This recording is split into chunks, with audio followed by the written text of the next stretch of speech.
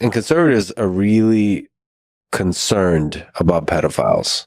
Yeah, I mean, I don't like pedophiles either, but I don't think about it all the time. Was one of the things you do in the film is kind of confront one of the QAnon folks, where his concern is that everybody's a pedophile, and you showed to him. Well, calls himself a pedophile hunter and makes videos exposing Democratic elite pedophile cabals, and is himself a convicted child molester. There's an old thing that people say that every confession, every accusation is a confession. Andrew Callaghan went on Lex Fridman's show, and they talked about a variety of subjects. Andrew Callaghan recently went very viral with his interview and discussion with Hunter Biden. And I wanted to share this conversation that Andrew Callaghan had with Lex Fridman on the channel because it was one that I hadn't seen before, and I thought maybe a lot of you had not seen before. So we're going to take a look at a very interesting conversation between Andrew Callaghan and Lex Fridman. I have my thoughts that I want to share about this as well. Let's get into it together. Just on your own politics, is it fair to say that your politics leans left? I'm not really sure sometimes. You know, I like to think that I am socially left. Like, I think people should be able to dress and act like however they want. I don't believe in restricting people's social freedoms. I don't know. I don't really see myself as left or right. I just never have. Well, if you just like objectively zoom out and don't have an insane standard of the extremes, it feels like a lot of your work leans left. So Lex Fridman here seems to want to put Andrew Callaghan in some kind of a box as far as what his beliefs are. And I don't know enough about Andrew Callaghan to know exactly what his beliefs are. But I think this is kind of a normal thing that we have this very Coke versus Pepsi, PlayStation versus Xbox society where everybody has to pick a side. You have to be on one of those sides and you can never cross over to the other. But I think for most normal people, there are a lot of shades of gray. And I don't think most people are just walking around every day thinking, I'm on the left or I'm on the right. Yeah, there are definitely people that is their identity, but I don't think the vast majority of people put themselves into a box of being Democrat or Republican or liberal or conservative in all areas of their life. So to me, this is a good answer by Andrew Callaghan here. I tend to lean toward like the empathetic perspective, which I do think is more on the left than the right. But I'm not into like super like PC stuff. You know, I don't believe in limiting free speech either. I believe in a free internet, which I think is more embraced now by conservatives. But it does seem that, maybe you can correct me, but I get the sense sometimes that the left attack their own very intensely. It does happen. But every community has terms of exile. I mean, think about what happens in the conservative realm. You know, like when Black Rifle Coffee Company like denounced Kyle Rittenhouse, they lost a lot of money too. Like, it's not the right attacks its own too. I mean, think about Bud Light and stuff like terms of exile. I mean, like, you know, like every community has terms of exile. You just got to know who you're engaging with, and you got to make that decision carefully. It'd be nice if there's an actual write-up of the things you're not allowed to say for each thing. And then yeah. I wonder whose list would be longer. It just does feel like the left's list is a little like, longer. If you're a conservative and you have a t-shirt with like a demon on it, like say goodbye. Yeah. You know what I mean? They're, you know, there's certain stuff that they freak the hell out about. And conservatives are really concerned about pedophiles. Yeah, I mean, I don't like pedophiles either, but I don't think about it all the time. Was one of the things you do in the film is kind of confront one of the QAnon folks, where his concern is that everybody's a pedophile, and you showed to him. Well, calls himself a pedophile hunter and makes videos exposing Democratic elite pedophile cabals, and is himself a convicted child molester. There's an old thing that people say that every accusation is a confession to a certain extent. So like it's bizarre that some people's whole life after a big mistake will revolve around trying to seem like the good guy instead of taking accountability for themselves. Yeah. It's a common thing you see all the time. Like neighborhood watch people. You know what I mean? Like, what made you that? You know, like, what did you do, bro? That you feel like you have to get karmic retribution by doing the reverse. I don't get it. Yeah. Do you think to the degree you have bias, it affects your journalism? No, but I mean, with the migrant situation, I don't know. What was that covering that like? I just got a lot of hate from conservatives for like letting the migrants tell their stories about their journey and stuff. What did you learn from just going to the border? I mean, just the sheer desperation that the citizens of the world are in. I mean, there's people who truly believe that America is the only hope for their success and to feed their family. And I think a lot of them are kind of getting catfished. Meaning America has its problems too? It has severe problems. There's extreme poverty here. But in America, like if you just compare it to other nations, the level of corruption is much lower to where the opportunity for a person to succeed, to rise is higher. I wish success on everybody who comes here. But my thing is the expectation that they have and the sort of American dream propaganda they've been installed with isn't necessarily a reflection of contemporary American reality. So I'm talking to people who speak no English and say, I'm here for a better life. I go, where are you going to go? They say, I have no idea. And I'm like, man, that's tough. And you almost think, how bad are things elsewhere for someone to abandon their family, make this journey across multiple continents, and end up here with no plan? So Lex Fridman and Andrew Callaghan get into several different things here in a very short time frame. I want to go back to the beginning with Andrew Callaghan saying, I don't think about it all the time, which is such a great way to address this. I mean, it is strange, these people that their whole life is consumed with these things, and it's all they think about and all they talk about, and you definitely get into a thou doth protest too much kind of a situation, and every accusation is a confession, and just projection. To me, the entire Republican Party is just based on projection. All the things that they are always accusing everybody else of, and then how often do we see these people being accused of and even going down for the same crimes that they're accusing others of? I mean, just look at what we're seeing with the Epstein files. All the people who think everybody except for Donald Trump was involved in that, when Donald Trump was best friends with Jeffrey Epstein for years and years and years. It's such a bizarre act of mental gymnastics to me. And then you have Andrew Callaghan on the migrants coming into the United States, and you see some empathy here that we never see from hardcore right-wingers. And he says, he got some flack for that, where Andrew Callaghan is saying to these people coming in, well, they're coming here for a better life. Where are you going to go? What are you going to do? And especially now in the Trump administration, where these people have such a target on their backs and are so under attack. Imagine that, leaving your country and potentially your family to try to make a better life, and then maybe you get thrown into a dungeon somewhere. And it just made me realize how sheltered I am to a certain extent as an American, and walking back what I said a little bit, because I was just trying to make a point. Yeah. But what I think of as bad poverty, like let's say West Baltimore or Ninth Ward New Orleans, is nothing compared to what's going on in almost half of the world, if not more. Mm-hmm. And so it just made me zoom out a little bit. Sometimes you forget about third world poverty when you live here for so long, and you get programmed to believe the worst things that are out there is like Kensington, Philadelphia, or Tenderloin, San Francisco. But those are just microcosms of more or less functioning cities. Despite what they might lead you to believe, Philadelphia is a great place. So is San Francisco. But there's places where everywhere is really run down.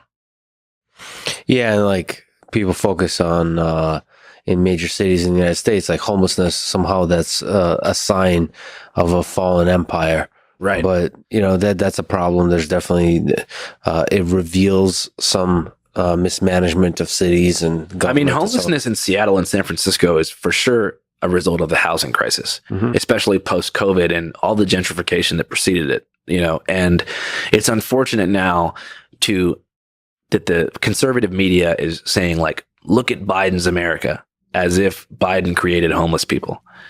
And it's just disappointing because once again, you're seeing the media use real issues that should concern every U.S. citizen and causing people to point fingers at a different political party as responsible for the suffering of others. It's interesting that Andrew Callaghan points out San Francisco and says it's a great city, when how often do we hear from Republicans just over and over and over again bashing San Francisco and New York and LA and Chicago and some of these other cities? But you would think that those cities were like something out of Mad Max, just these post-apocalyptic wastelands. And then you travel to those cities, and sure, there are bad areas. A lot of cities have bad areas.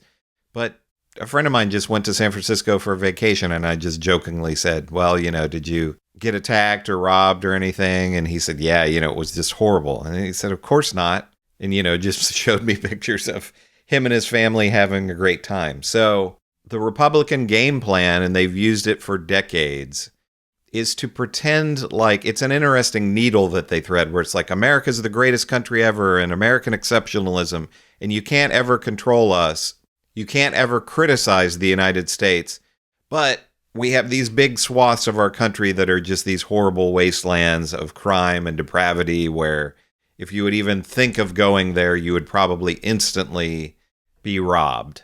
And that's just not the reality. We see study after study, violent crime throughout the country is at 30-year lows. Los Angeles, they're talking about the lowest violent crime, actually murder rate since the 1960s. But the Republicans, as Andrew Callaghan is pointing out through the media and their messaging, have people convinced that if you step out on your street corner, a criminal is going to go after you. There's an immigrant under your bed right now. There's an Antifa member ready to attack you. Do you think January 6th can happen again? No. I don't think so. So all the lessons were learned? Yeah, for sure. I mean, people got really screwed over. I mean, don't you have a sense that there's a greater and greater growing questioning of the electoral process and all this kind of stuff? I think that Americans overall are very comfortable with our standard of living. I think people like going to Sonic and waiting in their car and getting milkshakes, and people like going to the AMC theaters, and they like going ice skating and mini golfing and going to the bar after work. I don't think that anyone wants a collapse of the basic structure of the country. Even the most politically divided don't want to see 7-Eleven go away. We are so comfortable. If you look at other countries, even Europe, look at how they protest. And look at the Arab Spring. Those guys were talking like January 6ers, and they actually took control of the government. Yeah. And so think about, even if the MAGA crowd took over the Capitol building, it's just a building. I don't know. I just think that Americans, when they talk about Civil War stuff, it's just we're so far from that. Even if the rhetoric is as divided as it was in 2020, it won't happen again. For it to really happen, it has to be there has to be a level of desperation. There has to be a level of economic desperation that's causing people to starve, or some basic resource going away, water, something like that. So this is another area where I think Andrew Callaghan is right in terms of the comfort level of Americans, but I don't really think that's the reason that we're not going to see another January 6th type event anytime soon. And Lex Fridman says lessons were learned. I think there were lessons learned, and those lessons were that the system essentially held up. Yes, we had Donald Trump get in there and pardon these creeps, but prior to that, they lost jobs, they went to prison, and we haven't seen anything remotely close to that since January 6th. And even when Donald Trump was going to trial and all of that, there were all these predictions and calls that there were going to be mass protests then, and there were not, because they were scared. They were scared of losing their jobs. They were scared of going to jail, of going to prison. So the system held up. Now, Republicans can get in there and dismantle the system to allow another January 6th type of a thing to happen again, I suppose. But we still, even with all the horrible stuff that Donald Trump is doing and his administration are tearing down our democracy, we still have courts. We still have people lawyers and judges who would put these people away if they try to do this again. So even though it wasn't perfect, the system held up and scared all of these nut jobs enough that they didn't want to try it again. That doesn't mean that it won't happen again someday, but I think Andrew Callaghan's right that it won't happen anytime soon. And I don't think it's exactly for the reason that Andrew Callaghan is saying. I think it's because of our court system. There was a controversy a year ago where a woman came forward and said that you were pushy with her. You respected the no, you got the consent, but you were pushy about it. Looking back, can you tell the story of that? What are the lessons you learned from it? Yeah, I mean, I've yet to speak on this for a lot of reasons, mostly because it's just it was a hard time and it's a sensitive subject, and I've wanted to prioritize the reporting. But I think that now I'm ready and able to do so. Everything sort of started on December 30th, 2022, and that was the release date of the HBO project. Like I told you, we didn't know when the movie was going to come out. We weren't told that it was going to come out on that date until early November. And so it was like, oh my God, here we go. We got a movie coming out. I didn't even know it was going to be them. So every day for those 50 days to where I received word and to the movie announcement or to the movie release was like, I was like a kid waiting for Christmas morning. You know what I mean? It was like every day I saw the movie release date as the first day of like the rest of my life. And so I remember the week of the movie release, it was like every day I was like, oh my God, 6 days, 5 days, 4 days. And when it became 2 days, like I was so excited and so like honestly anxiety riddled because it was such a massive platform that I went out to the desert by myself out in the Mojave, got a hotel and just kind of sat there. And then movie release day comes. It was supposed to come out at 8 p.m. Pacific Standard Time. I remember it was like 12 hours left, 10 hours left. And then 8 minutes before the movie at 7:52, or I guess it was sent at 10:52 East Coast time, I got a text message requesting a portion of my fat HBO check to contribute toward apparently years of therapy bills that this person had accrued after she says that she felt that I pressured her into giving consent years prior. And I was confused, not only because of the timing, but because this is someone that I hadn't seen in years or spoken to in years, and I presume that I was on good terms with. So I didn't respond to the text message. And then when I didn't respond, about 7 days later, this person made some TikTok videos and with the help of some friends, launched an online campaign that got picked up by the press pretty quickly. So what did you feel like when you got that text? Well, it's tough because on one hand, I'm not opposed to restitution being part of a private accountability process for real abuse. You know, like if you've hurt someone to an extent that it took them out of work or something, like I think they're entitled to some money. But unfortunately, as I later learned, this person had legal counsel, and this was an attempt to basically create evidence by extracting a confession from me to use as precedent for a civil lawsuit to the tune of a couple $1 million. So we go to kind of a dark place here at the end of this conversation between Andrew Callaghan and Lex Fridman. And I don't, this he said, she said scenario, I don't know all the details about this. But in terms of the rest of the conversation between Andrew Callaghan and Lex Fridman, I think Andrew Callaghan is a really interesting figure. Again, he had that interview with Hunter Biden that went so viral. And as we talked about at the beginning, Lex Fridman tries to pigeonhole Andrew Callaghan into this box of being on the left, and he wants to try to goad him into talking about how the left's purity test is much more complicated than what the right's purity tests are, and they have these longer lists of demands or whatever. And I don't know. That's not something that I really care about, and Andrew Callaghan doesn't seem to care about. But in terms of his views on what he was discussing here with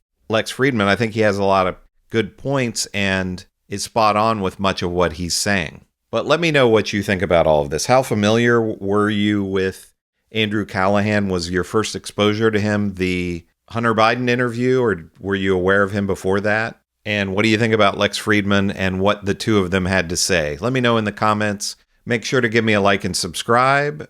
I'm continuing to grow quickly. I'm trying to get to 100,000 subscribers. So thank all of you for watching and for your likes and for subscribing and all of that. I really appreciate it. I'm Chris on Culture, and I will see you in the next video.